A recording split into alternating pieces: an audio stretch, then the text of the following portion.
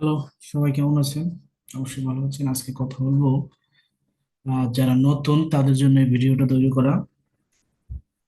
আপনারা ফাইবারে যখন কথা বলবেন, কিভাবে কথা বলবেন, ক্লায়েন্ট আপনাদের সম্বন্ধে কি বলে বা ক্লায়েন্টের যে প্রশ্ন জানার থাকে সেই সম্বন্ধে আজকে কথা বলবো।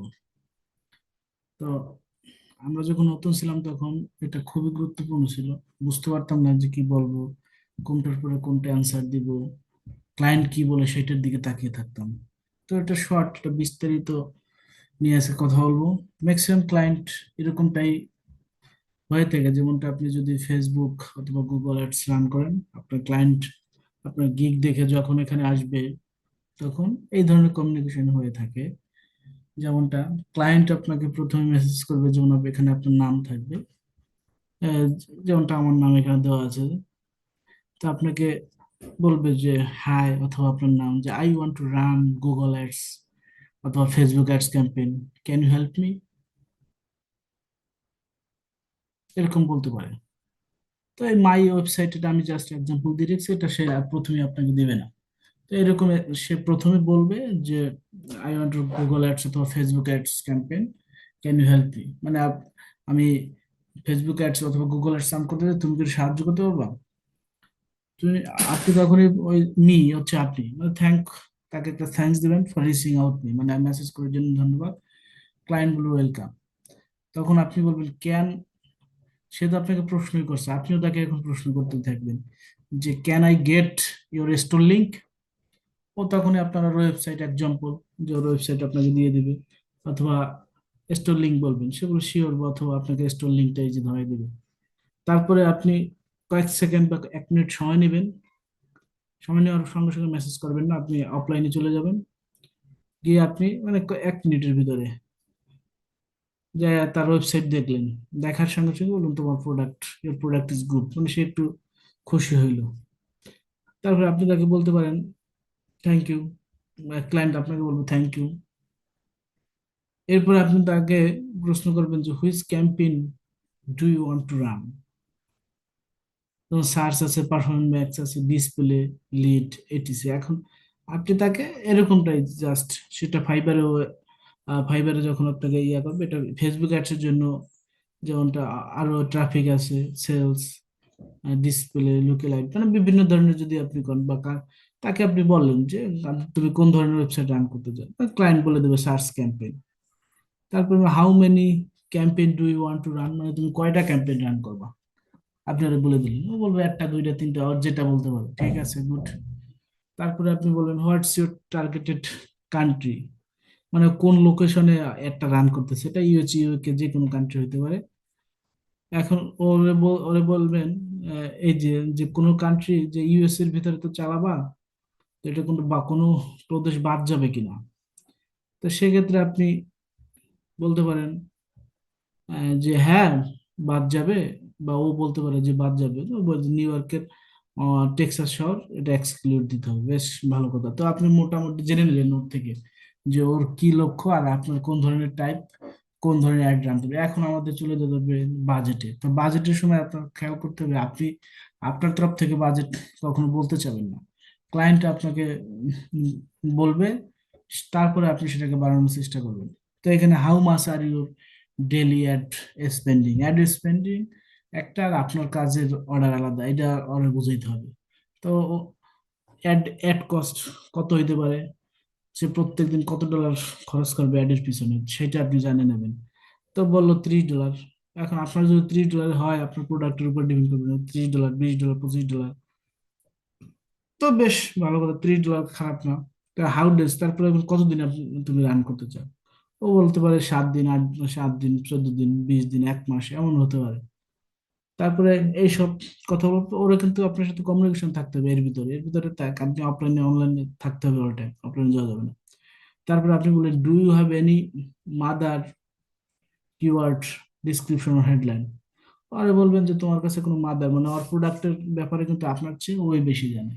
এটা আপনার মাথায় রাখতে হবে যে আপনার যে প্রোডাক্ট আছে, এই প্রোডাক্ট, ওর যে প্রোডাক্ট আছে, ওর আপনার থেকে সে ভালো জানে। এখন তার থেকে আপনি বললেন যে মাদার কিওয়ার্ড, যে মেইন কিওয়ার্ড, আপনি যে কিওয়ার্ড ধরে গুগল অ্যাডসে কাজ করবেন, অথবা যে কয়েকটা হেডলাইন লেখা লাগে, ফেসবুকের জন্য, তখন আপনি সেই হেডলাইন ওর থেকে জেনে নিলেন। ও যদি ও বলতে পারে যদি থাকে তাহলে দিবে, না থাকলে নাই।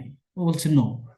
আর যদি থাকে আপনাকে দেবে। আর যদি নো বলে তখন বলে okay, don't worry, I will research it আর কালেক্ট ফ্রম ইউর ওয়েবসাইট।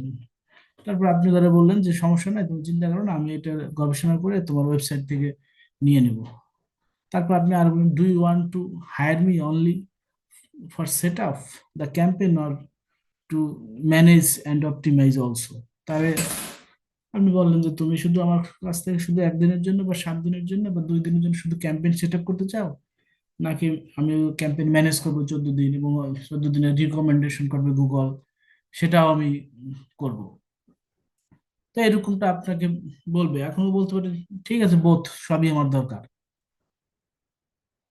এখন তারা আপনি জেনে নিলেন যে আপনার কাজ কি, আপনি কয়দিন তার সাথে কাজ করবেন।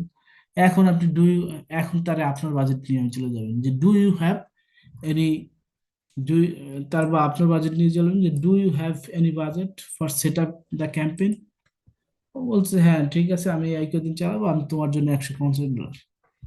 এখন আপনি তো $150 পাইলেন, এখন তাকে আপনার ওরা এখানে আরেকটু যোগ করে দিতে পারেন যে thank you, your budget, I respect your budget. এখানে আপনি লিখতে পারেন যে thank you, THANK, thank you, I I respect your budget,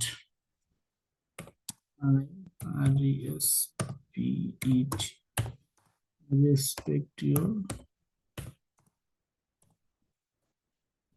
PGET। আপনি তাকে বলবেন যে আই রেসপেক্ট ইউর বাজেট,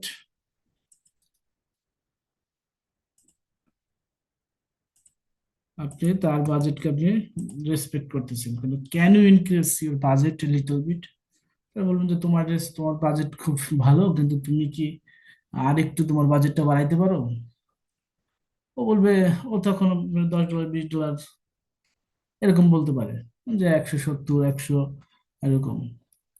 তো এটা বলার পরে আপনি যদি 170 তো খারাপ না এরকম যদি বলে, বা 30 বলে, বা 50 আপনারা বলেন, তখন আপনি আপনার একটা অ্যামাউন্ট, আপনার মোটামুটি তাকে জানা হয়ে গেছে সে আপনাকে কি পরিমাণ টাকা দেবে। এখন 170 সে 200 দিতে পারে।